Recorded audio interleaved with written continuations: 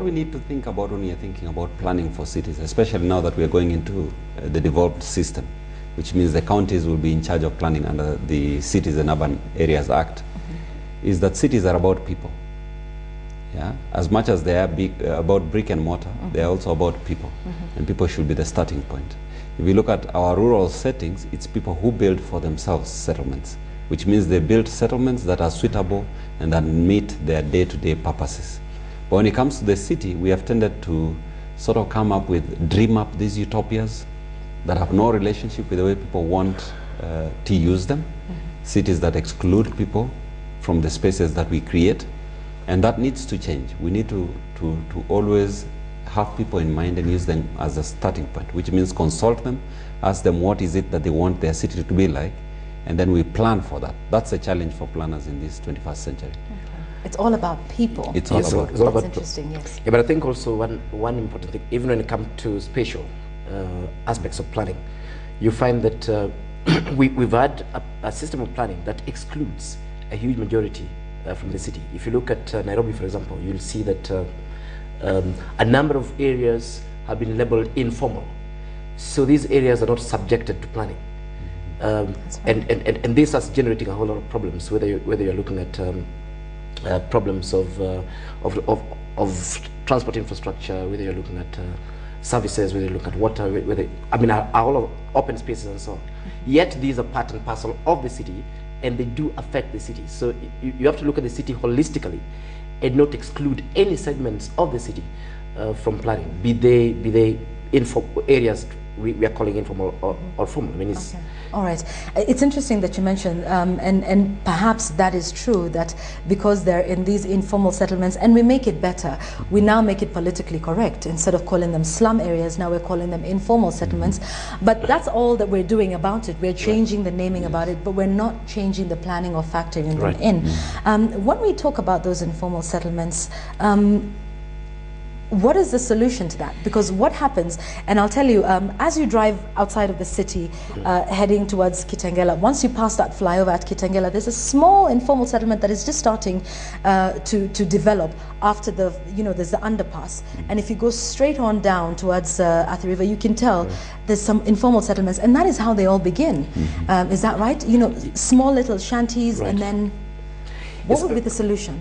In fact, I always tell people that the solution to informality is very, very easy to solve. Informality. The solution to informality is formality. Okay, all right. And formality is the only thing the government is actually meant to do. It is to recognize these places as part and parcel of cities, subjected to the planning requirements of cities, and also receiving basic infrastructure and services that the city actually has. Because immediately you declare this informal, what it simply means is that there is a counterculture, the outside of the purview of what government actually does. So to formalize it, you do not necessarily need to go and physically change the place. But by saying government does recognize this place, we're going to regularize land in these areas, we're going to ensure infrastructure is planned in these areas, that changes quite a bit. But immediately the areas are declared informal, then they get excluded. And because they get excluded, they become these, scum of the earth type areas. But it's very difficult when you take a look at now Kibera, when you take a look at, these are huge areas. Right. How do you even begin? It can be a little easier once, when they start to mushroom and they're growing bigger and bigger, you can stem that growth. But what happens now with the situation that we find ourselves in? I think there's been the efforts with the Madare 4A project and 4C and, but it's difficult moving these thousands of people who've made this their way of life.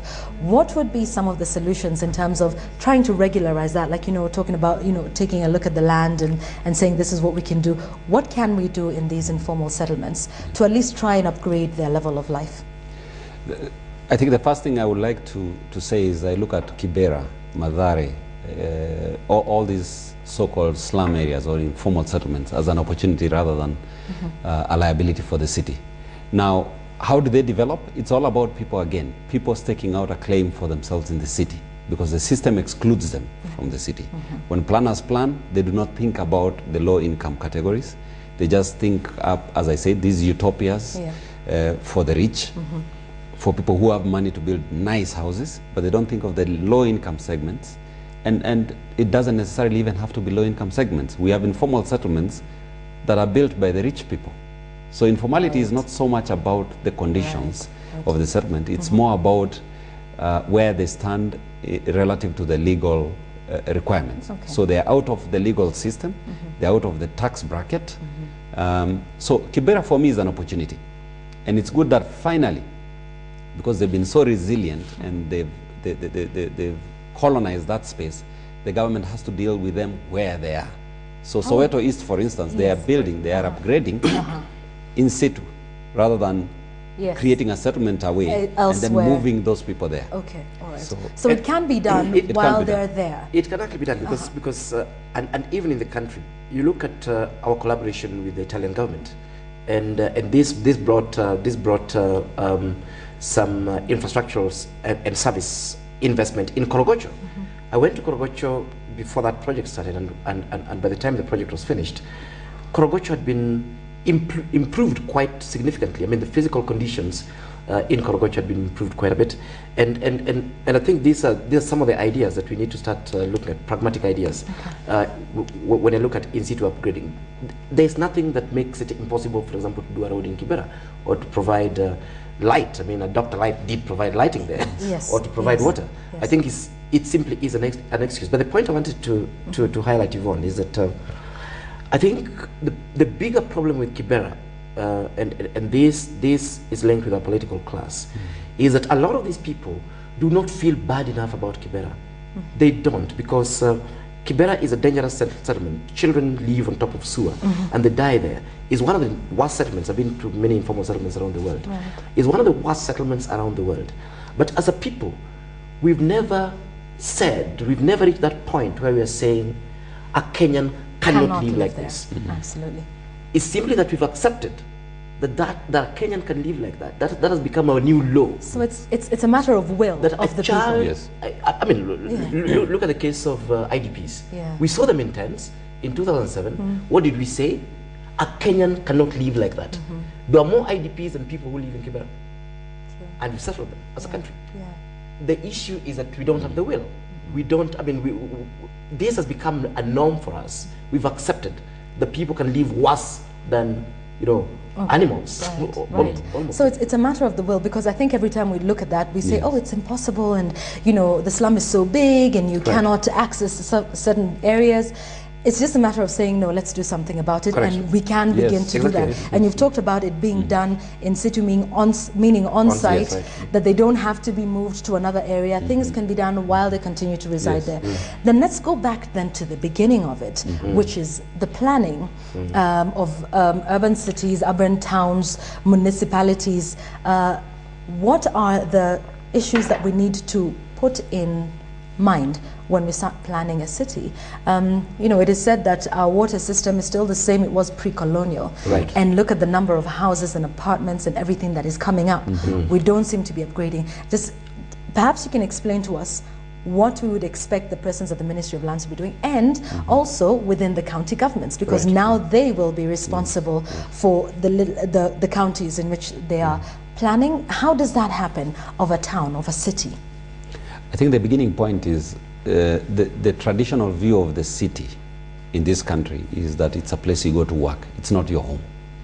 So your home is still in the rural areas. And I remember when the current president came into power, he asked people to make a choice. Are you an urban person or are you a rural person? So we waste a lot of resources oscillating between the two places, never investing. And the city suffers a lot because then people don't invest in it. We're only starting to see in the last 10 years that people are more interested in investing now in cities. They've accepted cities as homes.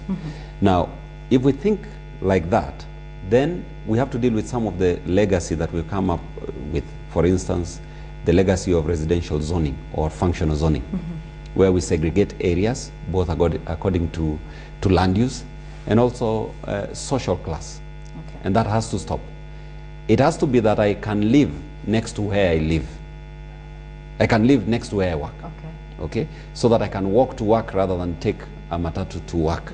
So this CBD, the lower side of the CBD, River Road, is more interesting actually than the western side of it, okay, Koinange Street, because Koinange is dead by night. Yes. Okay, that city, even if Right. you appear there at 2 a.m. in the morning, Yes. it's live because Yes. there are people who live in there and trade in there. So if we are talking Right. about 24-hour city, it's about combining, bringing together work and living together. And I like the fact that you mentioned that it shouldn't be about zoning in terms of social class, Yes. because that's how we end up having Yes. the informal settlements in the first place. And that is why then people are disenfranchised in a way, because then the government concentrates on giving services where the policymakers live, okay, where the bureaucrats live.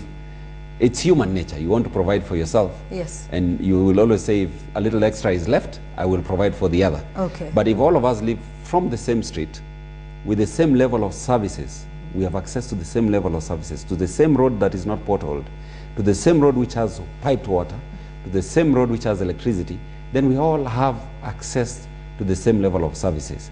If you get into my house, perhaps you'll see the difference then.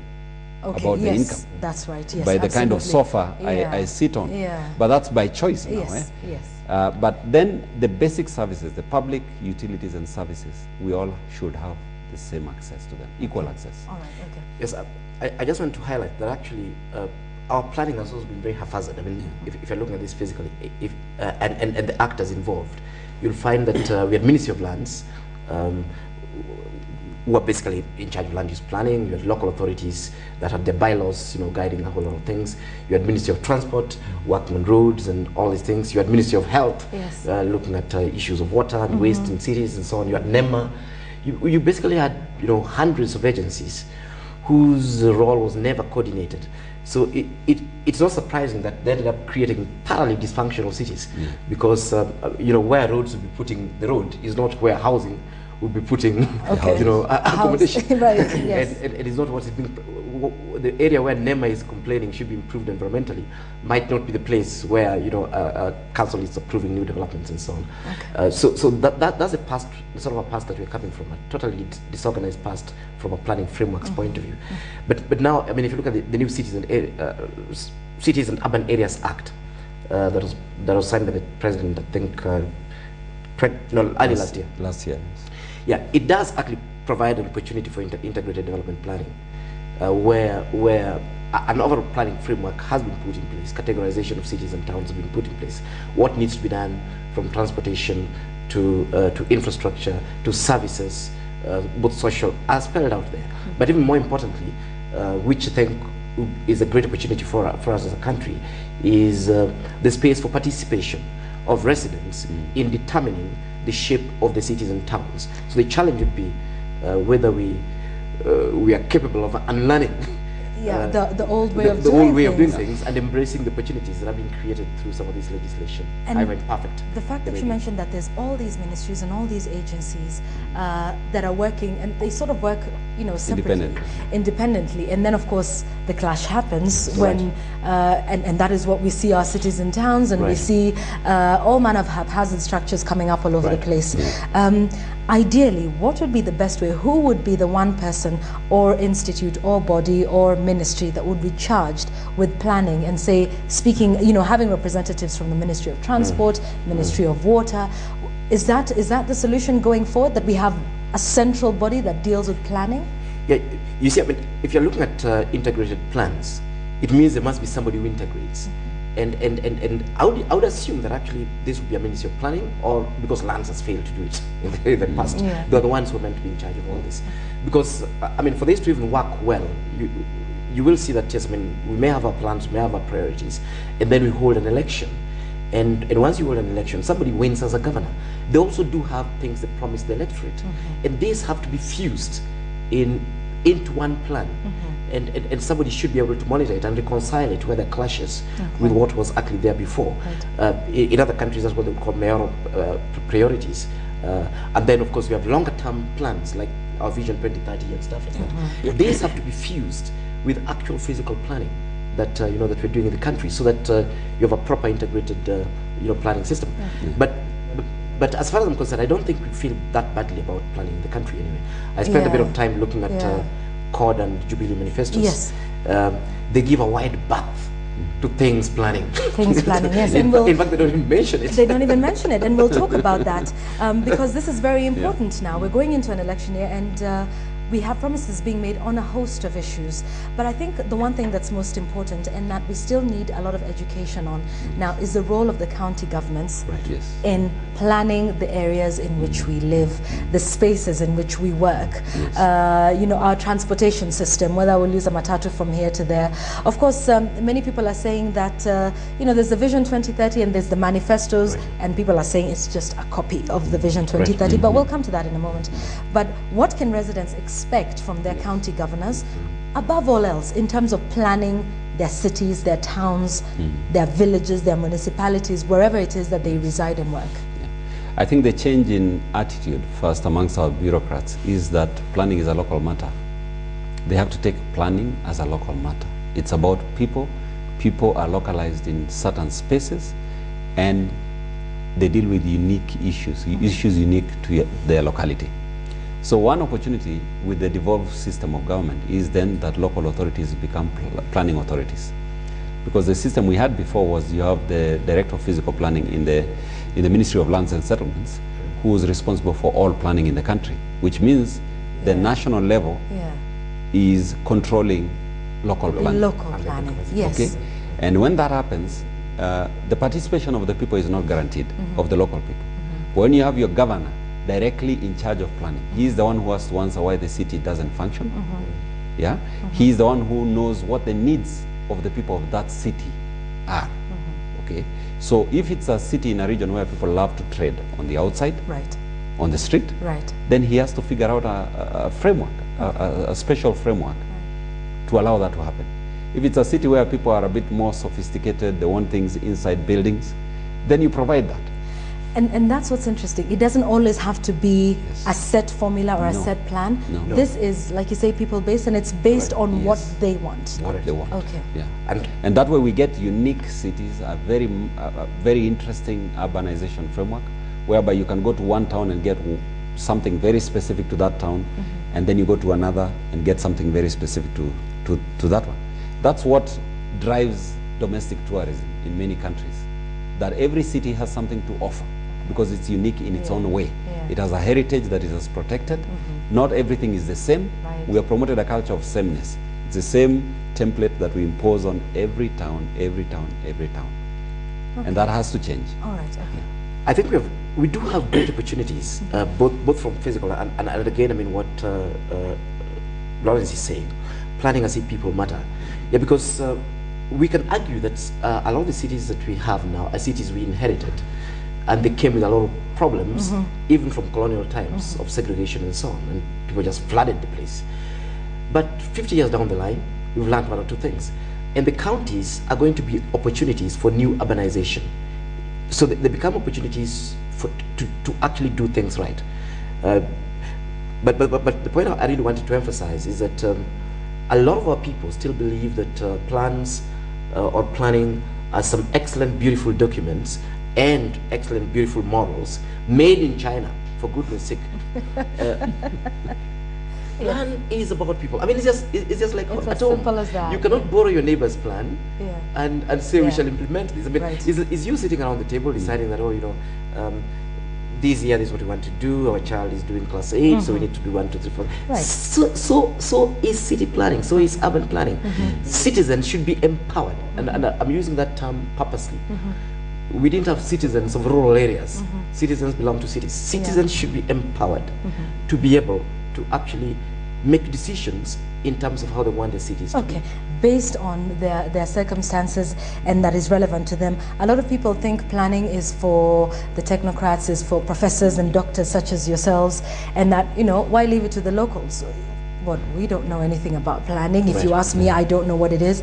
But now that we're saying that the public and the common Mwananchi has a right to say, this is what I want, what advice would you give to a lot of common Mwananchi who are watching now in terms of getting their county governments to be accountable? The governors, the gubernatorial aspirants who are going around saying, I will do this and I will do that.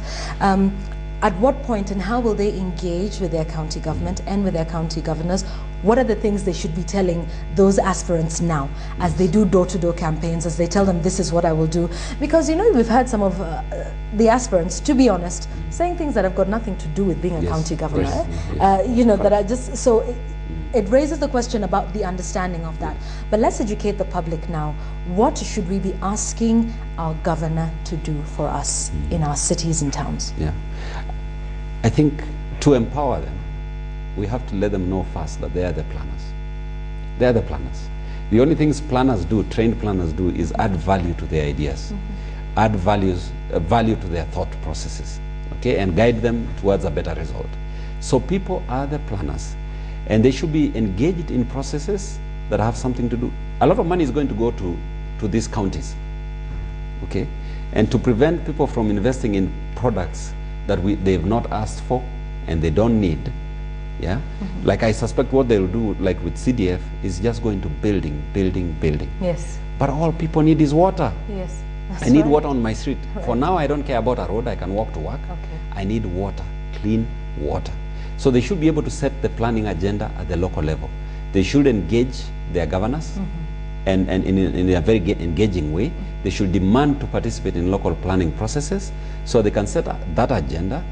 They may not have this glittering city after 5 years, but they will have the services they need. Okay. So it's about saying the service, you know, telling them the services they need, and that is based on, it's a case-by-case basis, rather than, And now for them, the Constitution itself guarantees participation. Article 184 guarantees that there must be participation of people in cities and towns in terms of their governance and in terms of their management. And the same act, as referring to the Urban and City Areas Act, demands that people not only participate but are capacitated to participate, because there's a clear understanding that people may not be fully educated on some of these technical issues. That particular act requires of government and the county governments to empower people, to capacitate people and train people to participate. Number 3, already the processes. For example, there are quite a number of NGO processes.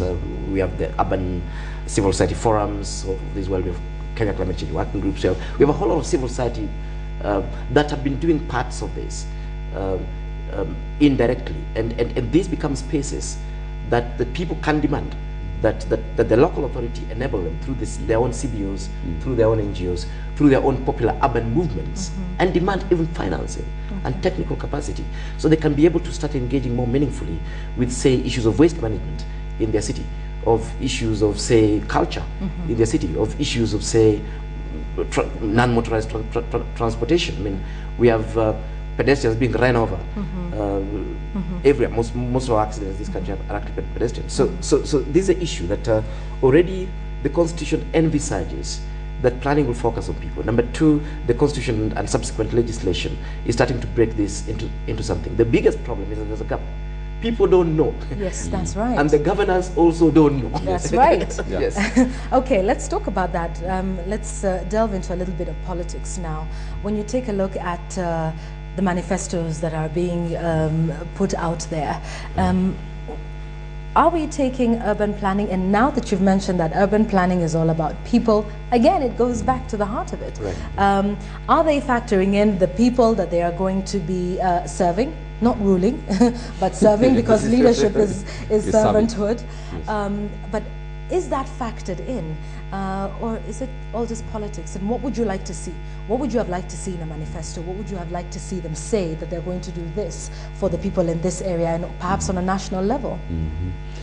You know, the seat of the county government is going to be a city anyway. Okay, there are differences in this country, disparities across the entire country. Some counties are more rural than others, and some are very urban. Okay, so I think that what the governor needs to do is to figure out what framework works, or where the emphasis should be. So in a county like Kiambu, which is clearly a very urbanized county, you need to start thinking, what is the nature of life in a city? What is required in terms of services? What is the focus? So that you don't go investing in things not urban. Okay. Right. Now there is a benefit in the country urbanizing. And my hope, in fact, is that the country will urbanize over the next 30 years, by the end of Vision 2030. By 2030, we should have more people living in cities than in rural areas. There is a benefit, both environmental, because now we've subdivided land. If you go to a place like Kisii, we have someone who has an eighth of an acre, calling it agriculture, right. but it's barely enough for his house. Okay. These people need to be in cities doing specialized jobs. Then they leave those farmlands, which are very fertile, to feed this nation. Otherwise, if we all live off the farm instead of in the city. So I think there has to be that agenda, a focus on urbanization, even if we are a rural county. Think of a way in which you can make urban centers more attractive for people to come and live in. All right. So making urbanization should be the final goal, the final destination that we're looking to. And I like that you mentioned that we should leave certain large tracts of land that feed the nation, rather than the little small subdivisions that we see. Yes, Professor. Yes, I think I'm very disappointed when I look at the manifestos, because in a way that they ignore what we have as a country. We know now from theory and practice that no country has ever developed without urbanizing, and it's the urban economies that largely drive the country economies, including Kenya. In Kenya, of course, we are looking at the urban contributing almost 75% of the GDP. Nairobi does 65% of the GDP. Nairobi 60 to 65. does 65. So we can rightly argue that the urban, even for us, who are still a young urbanizing nation, the urban is still our cash cow. But what are we doing about the cash cow? Nothing, absolutely nothing. None of the manifestos talks about how to protect the cash cow, that is urban. None of the manifestos is thinking about how to grow the cash cow, to say, if Nairobi does 65%, how can we have many more Nairobis around the country, so that we generate more wealth as a country. So now how to feed the cash cow. And how to feed the country as well. Yes, because here we have manifestos that are looking at education, that are looking at agriculture, that are looking at all these things. But you're saying our money is coming from urban and sectors urban. But none of the manifestos at all, none that I can say on record, none of them specifically looks at urban or even urban sector. The closest is maybe a Quad one that mentioned something in passing about housing. but of course is housing rural and urban. But none of them really looks at the big opportunities that we have through urbanization, creating these business hubs that are only possible in urban areas, creating industrialization hubs that are possible in urban areas, removing people off land, like Lawrence was saying, where urbanization becomes a tool for rural agricultural development. Okay, so it works both ways. Even as we talk about urbanization, it's not just focusing on the urban areas, but it also helps the rural areas to be better crop producing, to feed the urban areas. Because people are populating the land, they're subdividing, they're fragmenting it. We have a piece of, in fact, the Constitution itself and the Lands Act talking about minimum lots of land. How do you implement that? The only way to implement it is to remove people from land and concentrate them in these particular settlements. This is urbanization, where we go into rural areas and create urban centers and remove everybody from the land, so that we have larger consolidated parcels that can be used for meaningful agricultural production. So in this particular case, we're seeing urbanization as a vehicle for agricultural development. Okay, so the two work hand in hand. Yes. Examples of where this has worked, I know in the US you have large, wheat belts and corn belts and areas like that. In fact, this is one of the examples? This is what drives most of Europe. Nobody will allow you to fragment agricultural land, even to live there. In the UK, the only structures that are approved in the farm are farm structures. Those are houses for horses and cows and the farm manager. Right. not individuals in villages, villagers That's right. taking changa in all these little places. Right. And even here in Africa, I mean, one of the things that has saved South Africa's land reform has been that when land was transferred from the white farmers to the previously disadvantaged blacks, there is a law that prevents you from fragmenting it. Yeah, so you own it, but you own it corporately. Right. You don't just get this big. So we don't have an eighth and exactly and dismember it and fragment it, and then we still believe we'll actually produce, because productivity of land is is contingent on a number of issues, including the actual physical sizes of the lots that you actually have. Now that we're talking about that and talking about fragmenting land, and when we talked about this, and I will refer to this because we had an extensive discussion when we were speaking to members of TNA, and they were saying there's enough land in the country for everybody. There's no reason why everybody can't own a piece of land. Let me talk about this. Is it important for us, and I can see, Professor, you have something very important to say. Is it important for us as we move towards urbanization, Vision 2030, is it important for everybody to own a piece of land? Because we were talking about this before, land is an emotive issue. There is no person, and you know this, Dr. and Professor, in this country, even a young person who's 25, his ultimate goal is to start putting money, and that little plot, and then he feels a sense of achievement. Is that necessary as we move forward? I think government, like yesterday, needs to come in, leave alone even these COD and Jubilees and stuff like that, and try to explain to people that land is a common good. Land is a common good also. In fact, that you cannot own land. You can only rent it. Actually, what we call land ownership is long-term rental of land. We rent it for 90 years. We need to send this message that everybody outside there is only renting land because they've convinced government that they're going to be to make it useful for a particular period of time. And for the common good. And for the common good, because land belongs to all of us as Kenyans. So that we stop this culture of speculation, because that's part of the problem. Where fellows come in, you buy this land, you sit there, you wait for its price to go up. Meanwhile, the city is not functioning. We're just a bunch of speculators. And I've seen in some of these manifestos, and I'll be happy to talk to our political guys, saying, oh, you know, I mean, the way even of dealing with housing is to turn fellows into homeowners. What for? Nairobi, as we're talking now, 90%, even ambassadors and blue chip CEO companies are renting.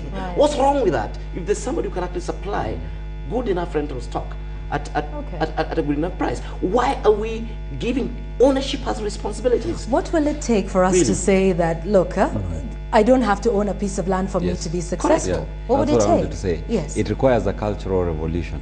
Because part of the problem, part of the reason why land keeps fragmenting. I used to work in the field as a planner. And Amze would walk into my office and say, I have 10 sons. I have 5 acres.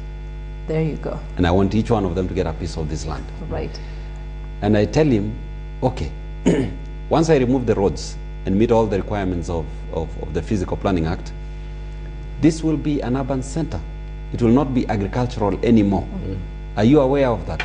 Is there a possibility that you could get some of your kids off that land and give them urban plots, for instance, and then 1 or 2 who really love to farm remain with that land? So it's a cultural revolution. All of us want to own a piece of land, if not for anything else, for a burial site. Well, yes, for a then burial there is site. that, yes. It's our destination eventually. Come to Nairobi, for instance. My most ideal scenario is to live right in the middle of the city. In Chester House, for instance, where I can access all the services, I can access the urban culture, which is very exciting and interesting, and have a very fulfilling life. But you find people now buying land from as far as 70 to 100 kilometers away from this city, and then commuting daily. That's right. Which is absurd. Because we have to change the way people think about housing and about land. You don't have to own a house. You can rent a house in a very convenient location for you, next to the school you desire your children to go to, in a place that has the services you require. So if we can start getting people back into the city and stop this sprawling outside of the city, everyone wants to own land. There's a gold rush for land, for instance, all the way up to Namanga. Indeed, A plot, a plot, 1 acre. Next to Namanga. One is huge. And you work in Nairobi. One is huge, Dr. Esho. I would settle for a quarter or even an eighth. And you work in Nairobi. You work in Nairobi. So when and then do that commute. So every month it costs you so much money to visit this property of yours, which you're so proud of owning. You know? That's right. Okay, so some interesting ideas about culture change, and I think that's important. That's a learning point that I think we have done this morning. We're quickly running out of time. I'd like to talk about some of the big projects that we have coming up in the country, and a lot of, you know, there's Konza, the Statue City, there is the Isiolo, you know, Lamu and everything that's happening. So for a lot of us, we think, okay, that's Konza, what's it got to do with me? It's the, you know, Silicon Valley, and yeah, you know, we'll have the big corporations and the Samsungs and the Microsofts of this world coming there. The effect of all of these big projects on my life today, what is that?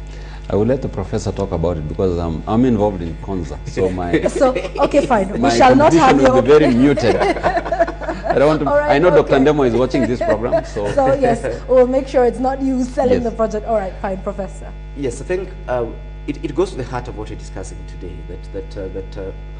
It's good to think about the Silicon Valleys, the blue chip companies, and all these sort of things. But even Silicon Valley itself works because of people who work there. And also, this is in a very specific context. We're thinking about makings of cities, really. So, unless you have a walled city, you know, you'll still end up with the same informal settlement problems that we actually have. So, it goes to the statement that we've been saying. We should build the cities as though people matter. We should think about what happens in the cities, but also what happens on the periphery of these cities, where the poorer rural population stays. Otherwise, without thinking about that, what you'll end up with quickly is that we'll have a nice-looking city that is policed. I don't know how they'll be able to do that. And then slums, new slums. Outside, yes. Yeah, and the slums Always surround such gated communities. They will arrive before the city, because this is where the builders of the city, the hewers of wood and the carriers of stone, and the cookers of githeri. Of course, who follow, yes, the construction workers. But the general benefits, to me, who doesn't live near Konza City, or to the person that does live around it, you know, in Kitengela, in Athi River, in Isinya, Namanga, and those areas that surround it. And that's partly where the integration is useful, that we know that these cities per se are okay from an economic point of view. Yes. But on the other hand, these cities could actually be used to improve water infrastructure in these areas. They could be used to integrate, you know, public transport like rail and so on. They could be used to improve road infrastructure. They could be used to, again, like we're saying, to improve the rural areas. So there's a bigger discourse beyond the sleek, you know, model made in China. Okay, all right, okay. I think the thing is, yes, we can foster local ownership of these projects by the local people who live around them. Because ultimately, I always say that, you know, an African, a city in Africa is not necessarily an African city. Okay. In other words, I think if you're not careful, you could build cities which are located in Africa and have nothing to do with Africans. Absolutely. There's nothing African about them. They do not meet our economic needs, and that's why slums develop around such cities. Because then within the formal city, within this glittering city of Silicon Valley, there's nothing which people can relate to. Okay, they cannot engage in that city. There are no spaces created for them to actually invade and take advantage of. So when you're planning a city, you always have to think of the people. The material for a city is its people. Yeah. In China, there are whole cities that have been developed costing billions of dollars, and they've ended up as white elephants. They are not inhabited. And I know you don't want to comment on that, but there's people who say, wow, Konza City is so ambitious. It'll be one of those white elephants. Tell us why it won't. Just in as briefly as you can tell us without, don't worry, Dr. Ndemo. But just help us understand why it's an important point, why we should all be so excited about it. Even for the people who are living and who are watching us from Turkana and from Garissa, and we'll get to Lamu in just a moment. Why is Konza City so important? How will it transform our lives? I think urbanization is one of the ways you can reorient the economy and make it grow. And it's only a pity that we want to create more new cities rather than you know, fixing the existing ones. But all the same, I think when there is capacity building, expose people to the opportunities that are in Konza, that are going to come to Konza, so they can take advantage. Right now, the only people taking advantage of Konza are speculators. Land outside of Konza, we call it the Konza Triangle. Yes. So for instance, on the other side of the Mombasa Road, an acre is 3 to 6 million Kenya shillings. So they are taking advantage as speculators. And no speculators are businessmen. They are not making a home out of that place. They want to make a quick buck. Yes. So the question is, whoever buys the land, what does he get? Will it be viable in the long term? But I think there are immense possibilities for Isiolo, for Konza, for Lamu, to spur growth, local, regional growth. Okay, all right. And Lamu is one of those, Right, yes. and that project. And yes, indeed, there's a lot of speculation, around that. Try and buy land in Isiolo now, and there's the talk of it being now invaded by so many Kenyans from different parts of the country, and same with Lamu as well. Now everybody's rushing there. I mean, even when you look at an area that's not quite near, but in Nanyuki, I think about 5 or so years ago, an acre was 50,000 now. Because Nanyuki is, somewhere near Meru and Isiolo and that general. When we talk about the Lamu project, when we talk about, Isiolo and that resort city, which the president will be opening tomorrow and commissioning that as it begins, benefits again for that, for the people in the local area? I think the opportunities are there, and unfortunately they've not been structured properly for these people. I always give our own example here in Nairobi. When we say government is not providing housing, then where are people living? And you'll see these people in Huruma and Umoja and Kayole and they work for us. And they work for us. And these guys, you find fellows building 6-story buildings in the middle of the road. It costs money to put up such buildings. But you see, these I call them investors who've been marginalized. Okay. Okay. And it's a myth. The ordinary Kenyan does have money. I mean, you see when the IPs are floated, Mama Mbogas buy them. Right. And we have adequate resources in this country. In Lamu, there are adequate resources. In Lamu, leave alone outside of Lamu. And I think this needs to be structured carefully. So your ordinary person in Lamu will not have to build an illegal structure in the middle of the road. Okay. But to say, look here, government is giving possibilities of people to invest in this area, and we shall help you, because we know a lot of you are not necessarily educated. And so advice to the people who are living around the Konza Triangle, people who are living in Lamu and in Isiolo and all those regions around that, where there'll be a rail system, there'll be an airport system, there'll be the road that we're building all the way up into Ethiopia as well. What would your advice be to them? Forget the land speculators who are now going in and buying land, but in terms of just taking advantage of the opportunities, so that they're not just looking into Konza City and it's that city over there, it's the cannon, and they're sort of left outside.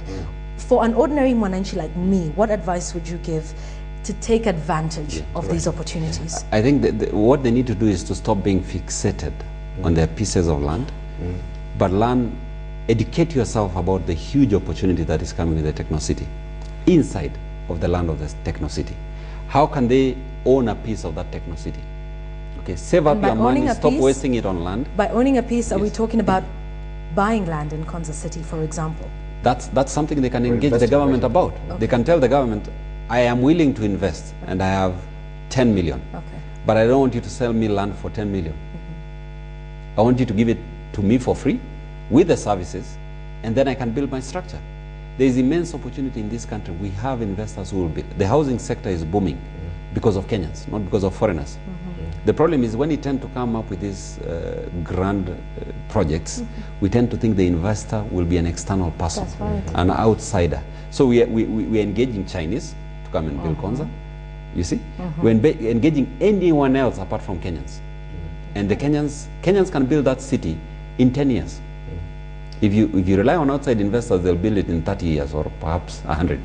But Kenyans can build it in 10 years. You only need to give them incentives. You give them guidelines so that they don't come up with slum structures. And then you'll have Konza, a fully functioning Konza. All right, which is Kenyan owned. Yes. But if you ignore them, what they will do is they will buy land outside of Konza to provide housing without services. So the same investors, the knowledge, the techies that you're targeting to come and live and work in Konza won't come because of the there is a flat outside, area. of course, but it has no services. While within Konza itself, the Techno-City, there is no house that they can afford. That's right. Because a foreign investor has to make his money anyway. Yes. Okay. Yes, I think people need to organize. Like yesterday, I mean, we started off very well as a country. In Kenyatta's time, we had housing cooperatives, we had building societies, we had a whole lot of things. What I would advise people outside there is that let's forget about this unilateralism and acting alone. You end up creating a slum. That's how slums are created. We even have high income slums. Yes. Where there's no order at all. So the leadership of this country and the individuals must start looking at organizing themselves, where you can go in, for example, and develop, you know, like 500 housing units or 1,000 housing units. You can do that through a cooperative, you can do that through a company, a local company that has been created, and all those sort of things. Otherwise, left on your own, there is no way with your little change in your pockets that you can afford that. Exactly, yes, that you can afford a piece of and then compete with that. And I like what you've said, gentlemen. In just a minute, though, let's have you start with you, Dr. and we'll finish with you, Professor, on just planning and the role that we play as ordinary Kenyans in having a say in, you know, the cities and towns and areas in which we live and the spaces that we colonize. Dr. Ali? Yeah, I think the new constitution has given us a voice, has given ordinary Kenyans a voice. The problem is somehow, I think we fought so hard for it that when it has finally come, we are exhausted. Right. Or we don't know what to do with it. We've arrived there, but we are exhausted. And right. It's about time we started taking advantage of that voice that we've been given. We voice our concerns, we get engaged, and we demand to get engaged. We demand to get engaged. Because then you negotiate your position. Yeah, you negotiate what you want. And that's an opportunity for everybody. It's an opening for everybody to take advantage of. Yeah. So we shouldn't always talk about leaders. Okay. Now we are the leaders. Right. We are the leaders. We are not the led. We are the leaders ourselves. And as I said, we are the planners. Right. We are the ones who ultimately build houses. And so if you ignore me, houses, I will create you a slum like you've never seen before. Right. So engage me and I will create you a slum. Because the reason I create a slum is because I don't know what to do. I don't know where to get the services. You don't want to engage me and give me those services. So I make do with what I have. So if you engage me, then we can reach a common ground. We can work together as something like a PPP, public-private partnership. Yes, but only that the private is not the foreign investor, but the local, that small man on the street. Yes, that's right. Thank you for that, Dr. Professor, your final words? Yeah. I think we come from a painful past as far as urbanization and planning is concerned, and we've had cases where we associate the cities with the worst of us when you look at the slums and all these sort of things. And on the other hand, it seems like we are unconsciously saying we can do better with all these new wonderful cities and stuff like that. Yeah, but the law sits somewhat in between there. I see great opportunity in terms of urbanization for the country, taking the country forward. But I think the leaders and ourselves, we must look at the urban as it is our cash cow anyway, as something we need to protect, because so that the value of the urban doesn't go down anyway. So we become more competitive cities, we become more inclusive cities, we become more humane cities, because humane cities are also more competitive. And it can be done, we can actually do it. I think the issue has just been that if we keep on using the old instruments that we've used, that looked at cities as though people didn't matter, we'll end up where we were. We'll end up with slums, we'll end up with marginalized areas within the city, we'll end up with high levels of crime, we'll end up with very extremely inefficient cities. So I think we need to take advantage of the Constitution, the new acts, and the devolved government. Because there'll be opportunities for greenfield cities apart from the big ones you're talking about in all the 47 countries. And we can do it right, really. Right from the word. It is possible. Yes, absolutely. It is possible. Thank you, gentlemen, for coming in and talking about urban planning and the cities and the spaces in which we live and what we would like them to be. The key things that they mentioned, urban planning is about the people, so it's about you and it focuses on you. Right now, as we move into the devolved system of government, it means you have a greater say in what happens at your local level. This is not just happening now at the national level, where if you live in Kisii, you're thinking, do I need to come all the way to the Ministry of Lands to tell them this is what I want happening in my village? Absolutely not. This will now happen at your local level. And it's as simple as saying, this is the way we want to live.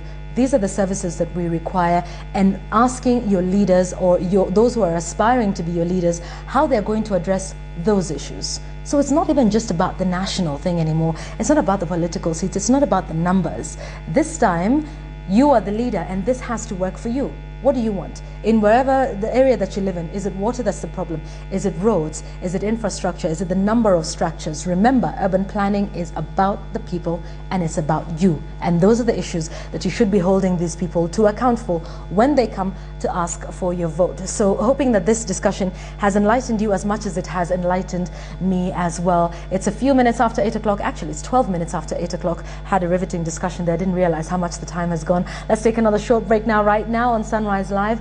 We return with much, much more. Don't go anywhere.